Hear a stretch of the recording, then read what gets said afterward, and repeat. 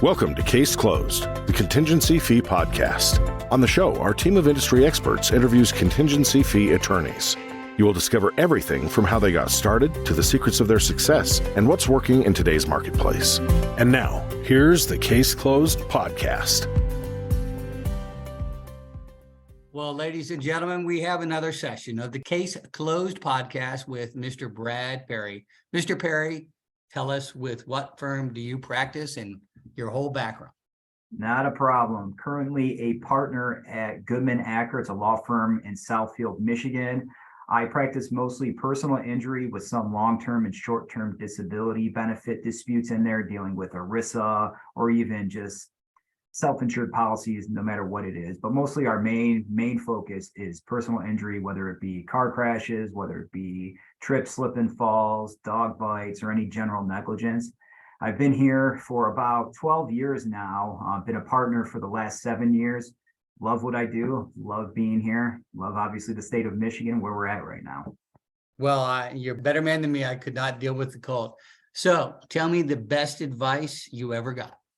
So the best advice that I've ever gotten was probably don't take yourself too seriously. I mean, in a profession, we do have a serious profession. We're dealing with, individuals, or even if you are, a criminal attorney, it's kind of just not taking it too seriously and just having, almost just a light attitude, because it is a stressful environment. It is a stressful position. So it's just always good to have, not take it too seriously, because it could hurt you in the long run.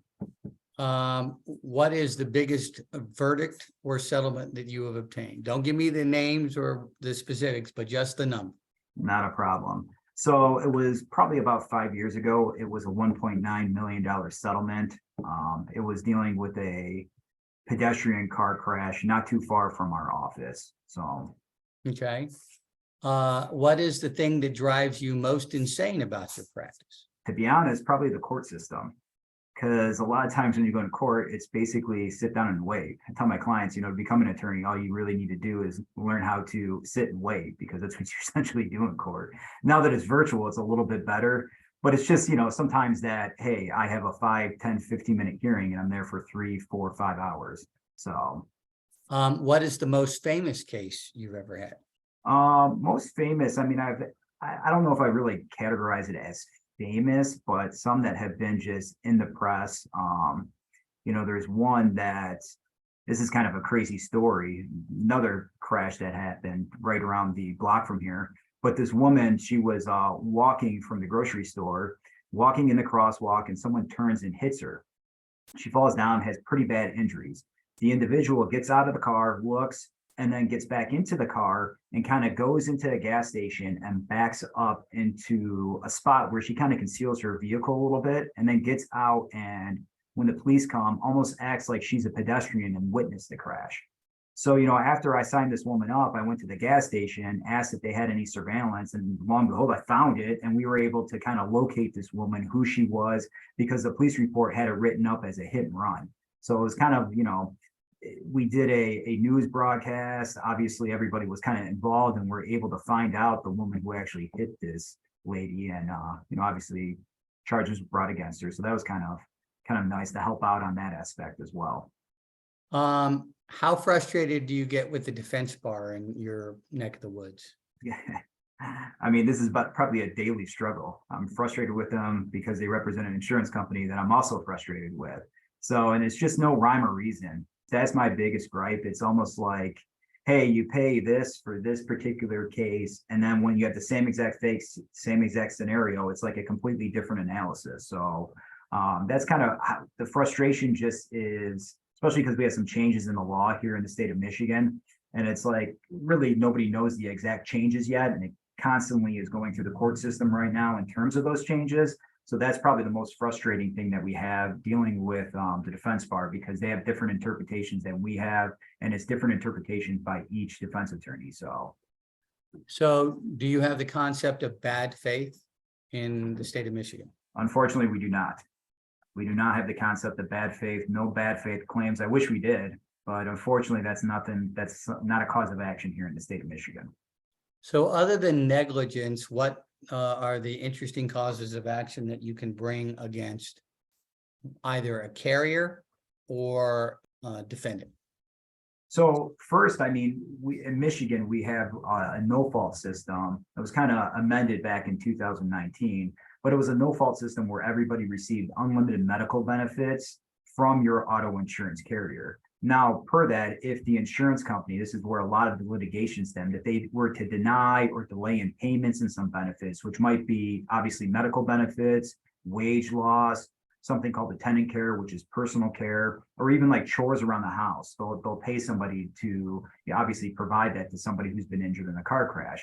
Now, if they didn't pay that within 30 days or, they wrongfully denied the claim, because of the way the statute was written, there was actually attorney fees that could be awarded in that statute. So a lot of the attorneys in Michigan either practice kind of like what I do, representing the people, or on the flip side of it, representing the insurance company in these no-fault claims.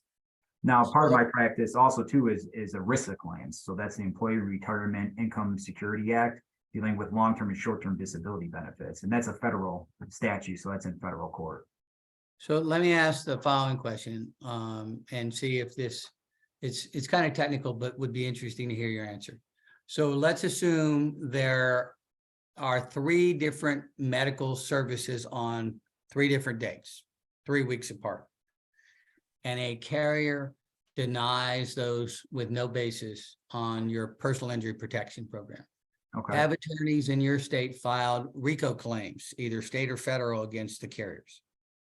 I haven't seen any RICO claims against the carriers. I know it's been talked about, but I haven't personally. I mean, I think it's a great idea since you do have, I would say, a systematic, on the insurance end, the systematic denials of these claims, whether it be, like your scenario where it's 3 dates of service, maybe in the 3 weeks, or just even dates of service from the onset, whether it be the ER visit and or the, ambulance bill directly from the scene of the crash, which we know that's related. There's really no reason to even deny or dispute that or delay in payment. So, well, so do you think, because I was a plaintiff's attorney in the making, but I never did it. I was a defense attorney.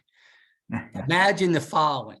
You represent 3 individuals, and those 3 individuals have separate accidents, but all have claims against the same carrier. We'll call it Carrier X. okay.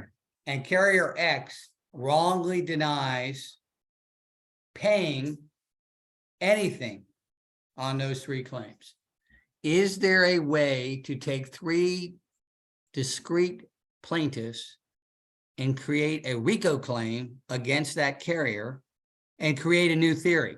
So yeah, I mean, I could see that. I think you would need a little bit more to show that systematic, system of denial. But I could see that happening if it is, in fact, I think you have to have it in a circumstance where it would kind of be, the ER visit right after the crash or the ambulance bill. Because the way that would be a basis to get there. But once you got discovery and the judge said it, you could go insane. And I would suspect the names of 3 of the big carriers that consistently deny the cases and go to trial on whiplash type cases. Oh, yeah. You and I both know the names of the carrier, and we're not going to say it on podcast. But it would be interesting because no one has ever done it, and yet they should do it. And my question to you is why you all in the plaintiff's bar have not tried to RICO carriers for systematic denials on liability cases, because it happens consistently. Yeah, happens consistently. And like you said, we all know the insurance companies who consistently do that. I mean, it's obviously something to thoughtful, but I mean, in Michigan, because I think we do have that no fault attorney penalty and interest that accrues, sometimes that's your better course of action to get those actual attorney fees paid. Well, and no, but that's on your first party coverage. I'm talking doing it on your third party coverage. Well, third party here is it's pain and suffering, so it's a lot of non-economic. On the there's systematic denial of claims across every plaintiff. You'll never get certified as a class action, but can you use other plaintiffs to create the 2 other acts that state a RICO claim?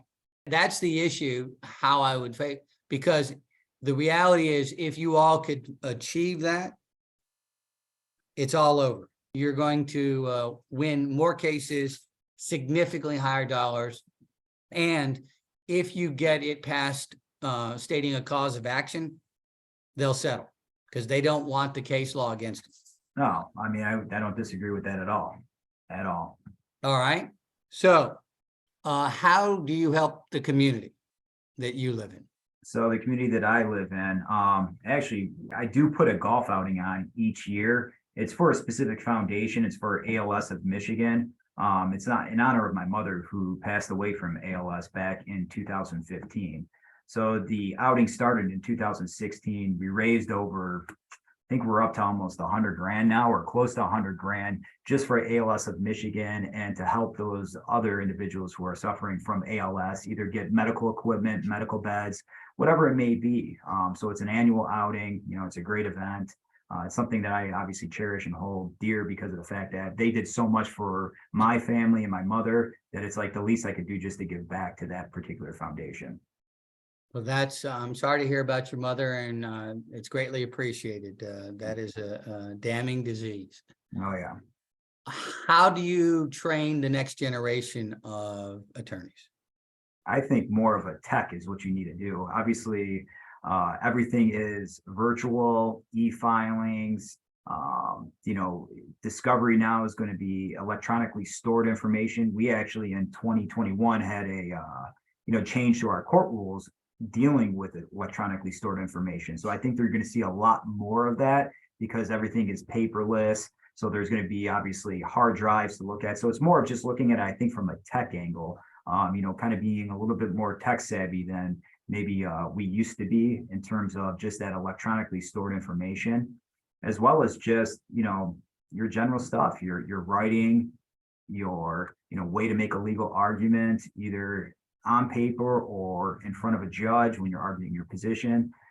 It's just kind of more of just like an outline to success. So that's just kind of where I see how you need to really kind of pinpoint and train the next generation of attorneys.